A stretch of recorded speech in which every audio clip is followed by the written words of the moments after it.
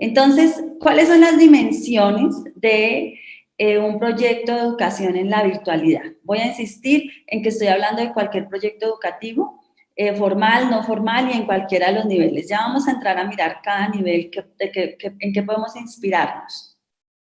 Hablemos de la dimensión, comencemos por la dimensión pedagógica. La dimensión pedagógica y de hecho está planteada, por supuesto, como todo el proceso de diseño, todo lo que implica esas preguntas curriculares, eso ¿qué es lo que yo busco? ¿Qué es lo que yo quiero lograr con mis participantes, con mis estudiantes?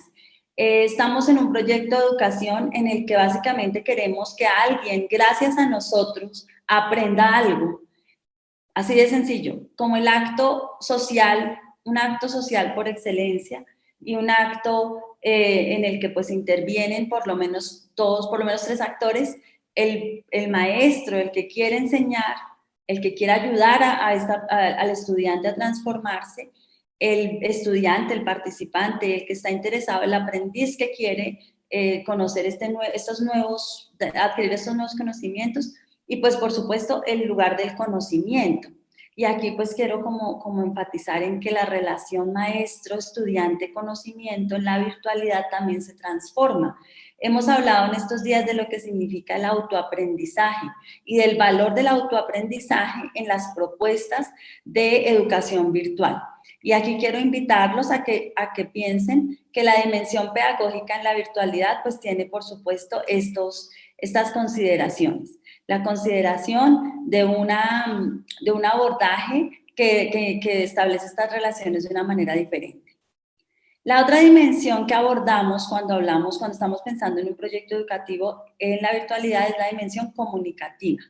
Y les decía, hablábamos ayer en el Facebook Live del asunto de la soledad que representa estos sistemas, por lo menos mediados por la tecnología digital. Y cómo esa soledad se puede disminuir, esa sensación de soledad se puede disminuir con las apuestas interactivas. Entonces, cuando estoy hablando de la interacción y cuando planeo apuestas o propuestas, estrategias mejor didácticas en las que la interacción es evidente, es fundante, entonces eso va a eliminar esa situación de pasividad. Es muy importante que abonemos el camino, que hagamos esas introducciones necesarias para que la gente entienda que nos vamos a comunicar de una manera diferente a la que ya nos comunicamos en la presencialidad, que esa comunicación tiene otros factores en juego, que en la comunicación vamos a asumir otros roles, que vamos a llegar a otro tipo de acuerdos. Este ejercicio comunicativo es vital en cualquier apuesta de educación virtual. El asunto de la dimensión organizativa. ¿Cómo configuro cada uno de esos recursos que van a estar en juego? ¿En qué momento los utilizo y en qué momento no? ¿Cuándo vale la pena hacer una apuesta sincrónica? ¿Cuándo una apuesta asincrónica? Etcétera. Tiene que ver con la decisión de cómo distribuyo los recursos. A nivel de institucional, rectores, coordinadores, directivos, esta dimensión tiene que ver con la decisión, por ejemplo, de utilizar un sistema, un LMS, una plataforma un sistema de gestión del aprendizaje, que es lo que traduce el Learning Management System. ¿Cuál sistema usar? Si me voy con Moodle, si me voy con Blackboard, si trabajo otro, si con Google Classroom cumplo todo lo que necesito. Estas decisiones no las deben tomar las personas expertas en tecnología, con todo el respeto y la admiración que les tengo a los desarrolladores de software. Estas decisiones organizativas las deben tomar en perspectiva pedagógica, en perspectiva de las decisiones anteriores, porque muchas veces se hacen inversiones grandísimas en tecnología, en LMS, cuando no estamos preparados para sacarle el verdadero jugo y cuando incluso entramos en choque con las personas de tecnología porque no tenemos claridad en lo que buscamos, en lo que queremos, en lo que esperamos.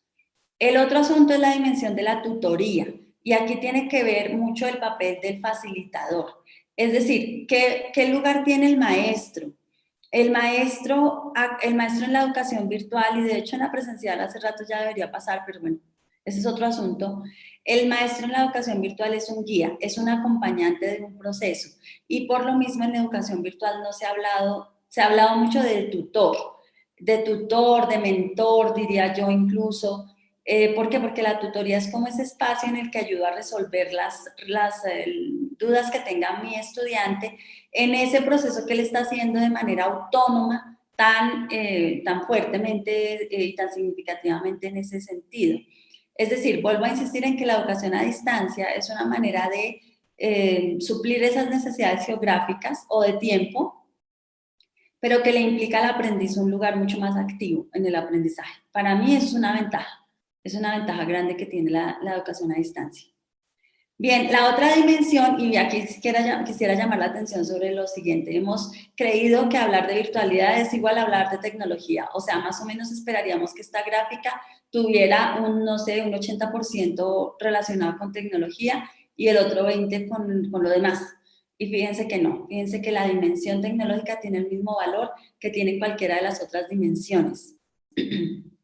Así que lo tecnológico, como hemos insistido en las sesiones anteriores, lo tecnológico tiene que ver con las decisiones que tomo y con el para qué, con los propósitos que me he trazado en mi labor pedagógica. Si estoy diseñando una clase, un curso, un diplomado, ¿qué es lo que necesito que mis estudiantes aprendan? ¿Qué quiero que ellos sientan? Y luego sí tomo las decisiones tecnológicas.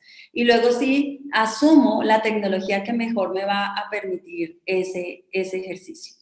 La dimensión evaluativa, hablábamos el primer día de la obsesión por el control como un error.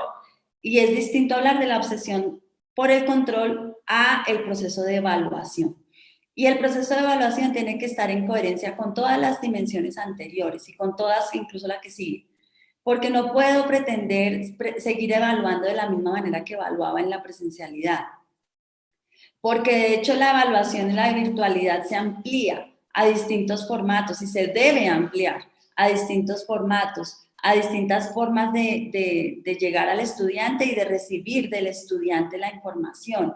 En la dimensión evaluativa y en la virtualidad puedo seguir proponiendo ensayos, puedo seguir proponiendo cuestionarios, puedo seguir proponiendo proyectos, puedo seguir proponiendo muchas estrategias e instrumentos de evaluación variados, pero se tiende a pensar que por ser este medio se limita y al contrario se amplía. Y se amplía en posibilidades. Y la última dimensión, la dimensión práctica y experiencial. Cuando hablamos de la dimensión práctica y experiencial, estamos hablando estaba asegurándome que esté todo bien, de lo que yo propongo como estrategias didácticas y como maneras de aplicación de lo que estoy enseñándole a mi estudiante. Recuerden, y aprovecho también para invitarlos a ver la conferencia que hay sobre modelo de alternancia en el canal, porque ahí hablo de las 3 dimensiones de la educación a distancia. Y recuerden que no dimensiones, perdón, las generaciones de la educación a distancia. En la última generación de educación a distancia, el estudiante asume un papel creador. Entonces, si queremos que el estudiante sea un creador, pues tengo que proponerle actividades que lo inviten a crear. La práctica y la experiencia no pasan solo por lo digital. Ustedes pueden seguir proponiendo actividades creativas para sus estudiantes, pero las comunican por el medio virtual. Y entonces la dimensión comunicativa tiene la intencionalidad de facilitar la práctica y la experiencia de mi estudiante.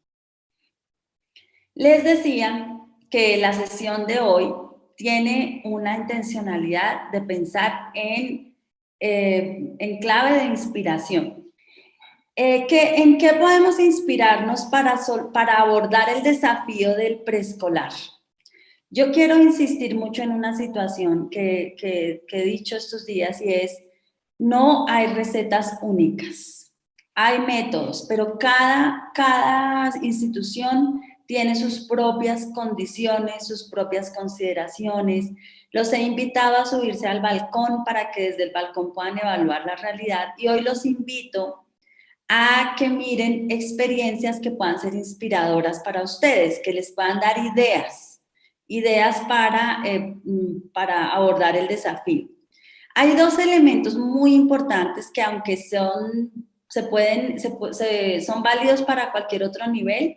Los quise poner acá para darle énfasis aquí, en este espacio, en lo que tiene que ver con la educación preescolar. Y es que en esa relación que les hablaba hace un rato del aprendiz, del maestro y del conocimiento, es importante también entender que en educación preescolar y básica entra un lugar demasiado importante, demasiado influyente, tal vez que más que en cualquier otras edades, y es el lugar de la familia. Aquí la invitación es a que establezcan los canales adecuados de comunicación con la familia y las estrategias adecuadas de comunicación con la familia para que todos entendamos que estamos en otra realidad, que no podemos hacer lo mismo, que no podemos definitivamente estar en la misma situación y que encontremos caminos para lograrlo. Por otro lado, la tendencia, el capítulo tan grande que hay de educación en casa o homeschooling, que no es nuevo, que viene haciéndose hace muchísimos años, que viene regulándose de hecho de manera distinta en cada país, también nos deja unas experiencias. ¿Qué queremos decirles acá? ¿Dónde puede estar la inspiración? ¿Cómo se han incorporado las TICs en educación preescolar? ¿Qué grado de avance y de aprendizaje tiene su institución con relación a TICs en preescolar, a tecnologías de la información y la comunicación en preescolar? ¿Cómo las usaban en la presencialidad? ¿Y cuánto de esto podemos rescatar para la virtualidad? Y a través de qué medios, y nuevamente los invito a tener en cuenta los factores de lo sincrónico y lo asincrónico en este sentido, es decir, cómo elaboro material que pueda utilizarse de manera asincrónica y eliminar las tensiones que produce el estar en vivo y en directo. Segundo, ¿cuáles de estos elementos puedo tener yo para compartir con mis niños? Les decía en otra ocasión, tal vez en un Facebook Live, que se está utilizando muchísimo el video porque el video es una de las maneras en las que no importa la hora, o mejor, la familia puede disponer la mejor hora para trabajar. Inspírense, por ejemplo, en los rincones, en casa, cómo el ambiente pues influye, y podríamos a través de alguna estrategia involucrar a las familias en la creación de estos rincones en casa que ayuden digamos, a manejar un poco el asunto de lo que puede pasar.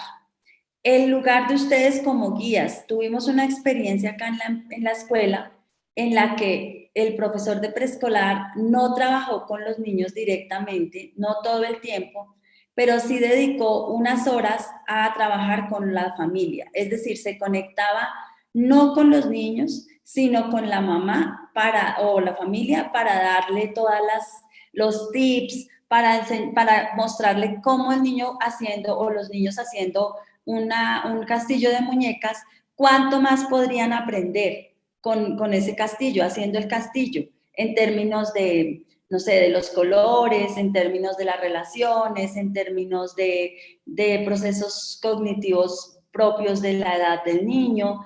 Y la reunión, la instrucción, el proceso de encuentro no era con los niños, sino que era con los papás, con las familias, con el cuidador, con la persona que está con los niños. Segundo elemento muy importante que ha servido, que puede servirles de inspiración, son el material descargable. El poderle enviar al padre de familia, a la familia, materiales descargables que puedan utilizar en la casa y que puedan ser de utilidad para ellos, muy en el sentido de lo instructivo, muy en el sentido, en una comunicación muy desde mira, el paso a paso, hace esto, y sobre todo en la comunicación de eso, cómo está sirviendo, pero también en la comunicación de qué estoy haciendo yo, maestro, para que esto sea posible para ti. Porque es que muchas veces nosotros no decimos todo lo que hay detrás de lo que estamos haciendo, y las familias tienden a pensar, porque no son pedagogos, porque no saben todo lo que nos implica crear un material, no saben todo lo que está pasando, ni les comunicamos adecuadamente todo lo que pueden lograr con una estrategia aparentemente sencilla que nosotros diseñamos para ellos. Entonces, primer factor que puede ayudarles a encontrar ideas, a encontrar inspiración. Otro elemento importante es lo que hacen los colegios virtuales. Aquí tomé un ejemplo, pero hay varios colegios virtuales, no son muchos, pero ustedes pueden ver lo que los colegios virtuales están proponiendo. Hay videos en YouTube de estos mismos colegios donde muestran el tipo de experiencias que están haciendo y de ahí pueden encontrar inspiración para crear otro tipo de actividades ustedes de acuerdo a las necesidades propias de sus niños, a las posibilidades que tienen con las familias, con el tipo de familias con el que trabajan, con el tipo de cuidadores que están con los niños, etc. Y el tercer elemento que quiero invitarlos a que profundicen, los modelos de homeschooling.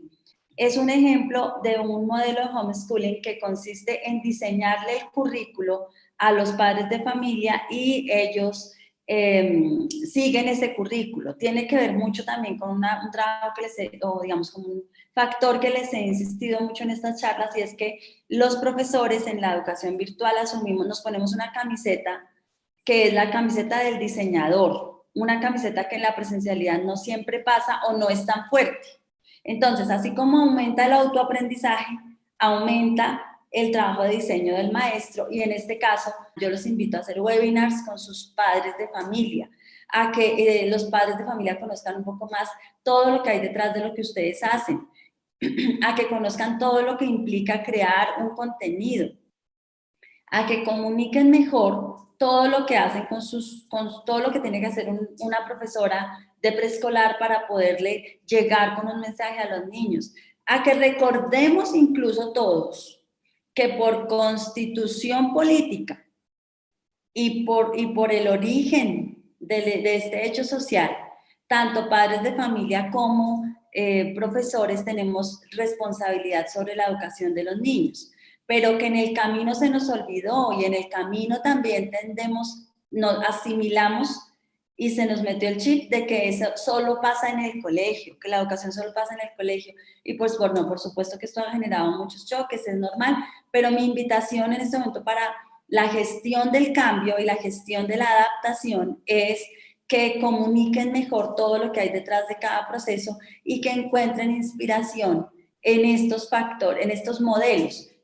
En educación básica, entonces, así como en la anterior prevalecía familia y educación en casa, aquí volvemos a educación en casa nuevamente, por todo lo que implica la relación con la familia, pero ya en un trabajo de mayor autonomía de los niños. Y estamos hablando, acá en Colombia, hablamos de educación básica más o menos hasta los 14 años, incluye primaria y educación secundaria.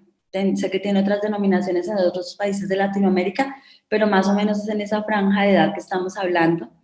Acá vuelve a tener una incidencia muy grande el proceso de diseño y entender que los niños son nativos digitales y que tienen otra relación distinta a la que nosotros podemos tener. Claro que aquí hay profesores de todas las edades, hablo un poco por los de mi generación, podemos tener un poco más de prevenciones con relación a la tecnología, pero que la relación de los niños es distinta y eso puede también ayudarnos a ver con otros lentes la situación. A veces uno cree que el niño está sintiendo frío, que el bebé de uno siente frío y uno es el que está sintiendo el frío y él no siente frío.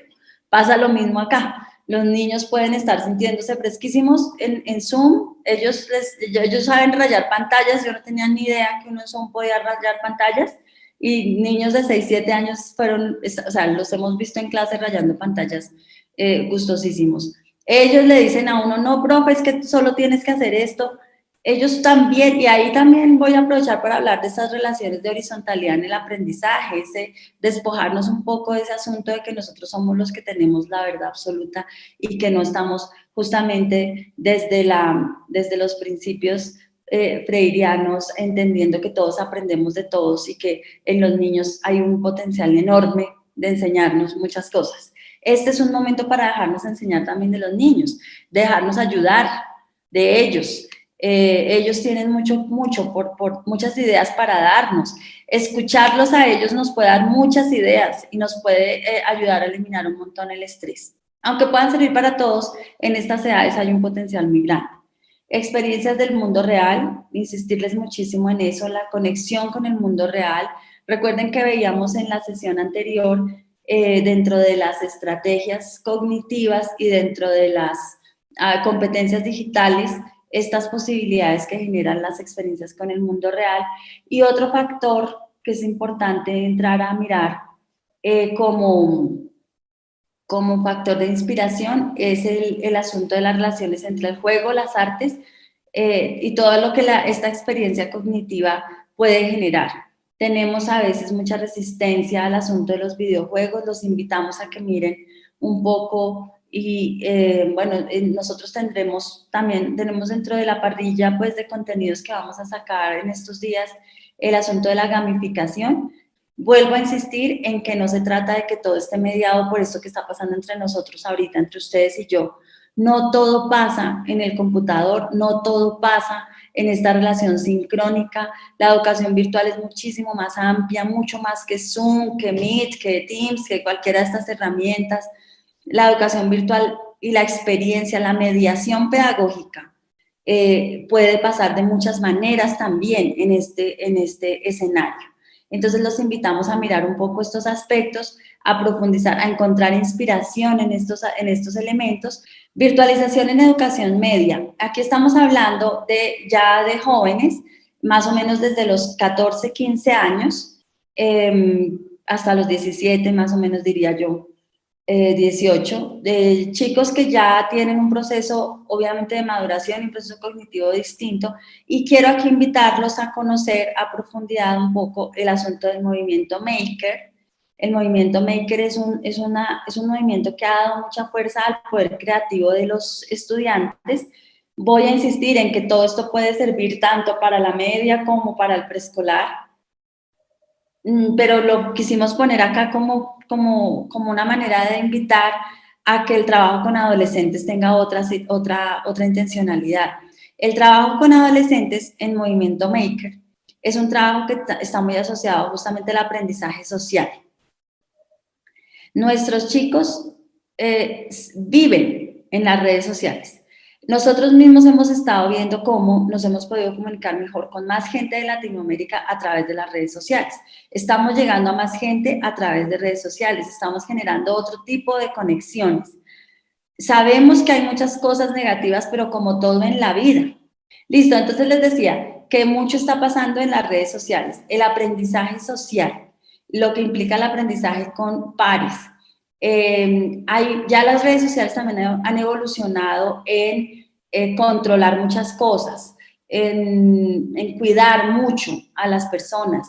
Hay formas de cuidarse. Yo sé que frente a esto hay muchas resistencias, pero les invitaría a explorar. De hecho, en lo que les vamos a compartir el miércoles, les vamos a contar un poco otras maneras de generar estas comunidades con la protección, para cuando no queremos estar en ciertos medios, hay mecanismos para proteger. Sin embargo, los invitamos también a entender un poco el asunto de lo que cada uno de estos movimientos nos dice y todo lo que nos dice que está pasando con los chicos y cómo eso puede activar procesos de aprendizaje muy superiores y muy potentes, porque en la relación con estudiantes incluso de otros países pueden generar unos aprendizajes enormes, enormes, y que a su edad ya pueden hacerlo con mayor tranquilidad que pues con relación a los niños más pequeños. Por eso lo pusimos acá. Y acá quiero hablarles un poco, de las tendencias, de las últimas tendencias de educación a distancia y de dónde sale esta información. Nosotros hicimos un análisis de plataformas de educación a distancia, plataformas que están en otros planos, no solo dentro de las universidades, sino en otros planos que están teniendo una cantidad enorme de estudiantes. Tenemos entonces ejemplos para los que conocen plataformas, o si no las conocen para que las exploren, como Doméstica, Platzi, Udemy, se me van ahorita otros nombres, Mindvalley. Son plataformas que están teniendo una cantidad muy grande de estudiantes en la educación virtual. Son estudiantes ya de edades superiores, de 18 años en adelante, la mayoría, y son plataformas entonces que tienen unas características muy importantes que voy a resumir aquí. Vuelvo a tomar algunas de las anteriores, pero un elemento clave es el microaprendizaje. Esto que está pasando con nosotros, de estar una hora sentados, eso ya no va. Estamos haciéndolo por la cantidad de información que queremos compartirles, porque esto funciona como una masterclass también, pero queremos invitarlos a que lo que pasa en educación virtual tenga una estrategia de microaprendizaje. La estrategia de microaprendizaje significa darles menos información, más concreta y más rápida, y que puedan avanzar, sentir que avanzan más rápidamente. Más o menos imagínense lo que pasa con una serie en Netflix, y es que los chicos unas personas, todos nosotros nos podemos conectar con una serie porque pasan cosas muy rápidas, muy concretas, se terminan, completan y me dejan listo para la siguiente. Lo que ha pasado generalmente en educación es que nos extendemos un montón en cosas y el estudiante, los chicos de hoy en día están recibiendo información de otra manera, están expuestos a otro tipo de estímulos. Entonces, por eso están tendiendo más a este tipo de posibilidades, donde rápidamente encuentran la solución a lo que necesitan, aprenden, aplican.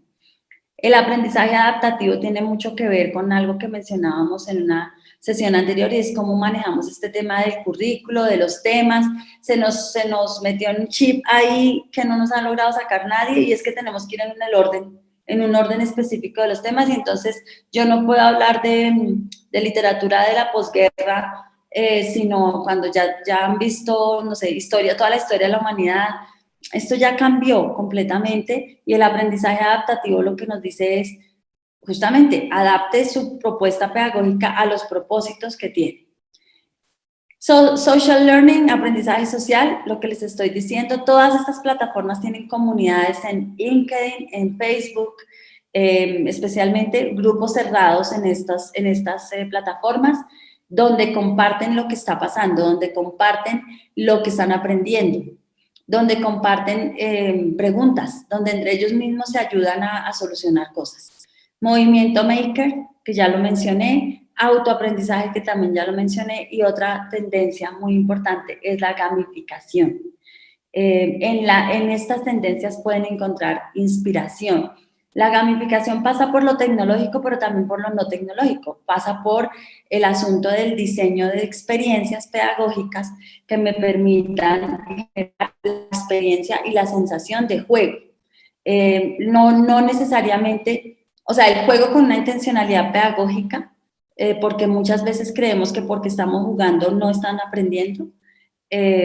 Bueno, habrá que explorar a profundidad un poquito lo que significa la gamificación, y ahí podrán encontrar también inspiración. Y bueno, vamos a llegar a este punto en el que quiero hablar, en el que quiero hablar un poco de cómo manejan cómo se maneja este asunto de la inspiración para virtualizar, o cómo se maneja este asunto de un proceso de innovación para generar respuesta a los desafíos. Hemos visto, aquí hay personas de preescolar que pueden encontrar información, que pueden encontrar inspiración allá e idear de acuerdo a su contexto. Hay profesores de básica y media que pueden idear de acuerdo a su contexto.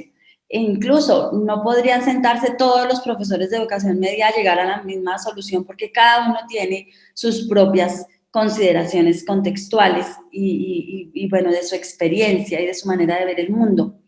Y aquí les quiero contar en esencia qué tienen. En esencia, ya en la primera sesión les había hablado de estos tres elementos, de estos tres componentes, de la mentalidad, las habilidades y el proceso. Vamos a decantarlos un poquito.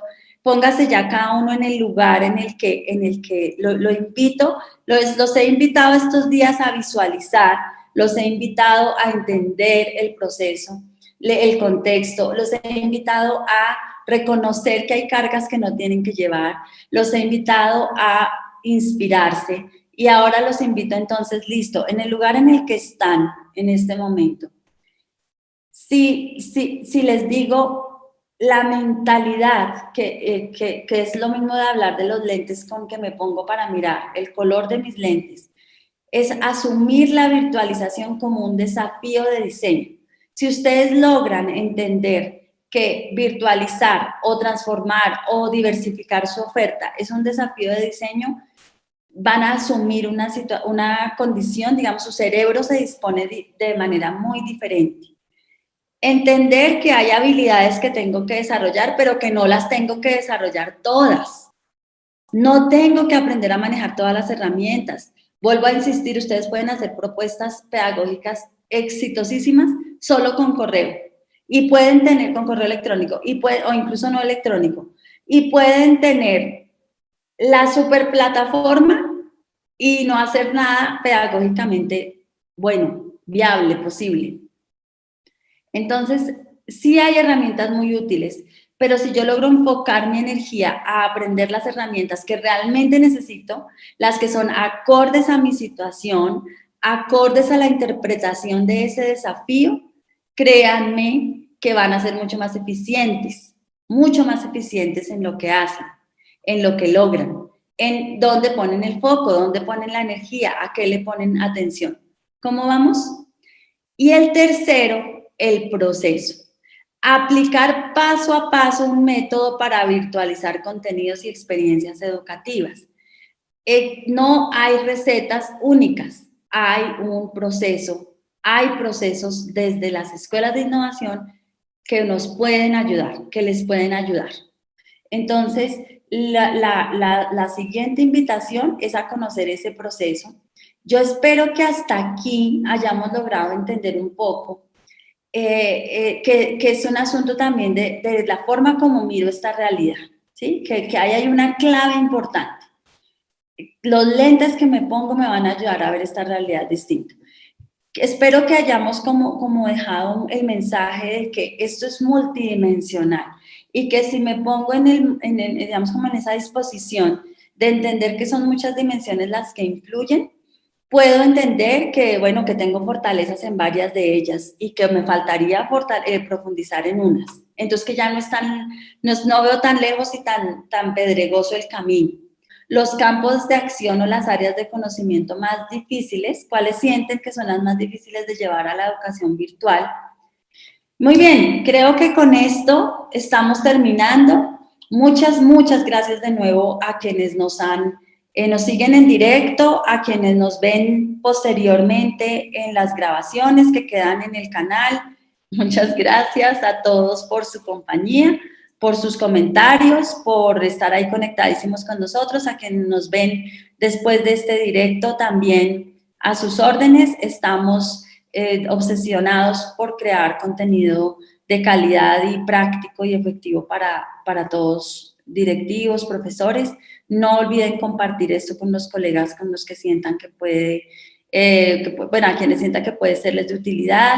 Y bueno, entonces somos eSmart, la Escuela de Innovación Educativa, y yo soy Marta Salinas, fundadora y CEO de la escuela. Muchas gracias a mi equipo también por toda su ayuda.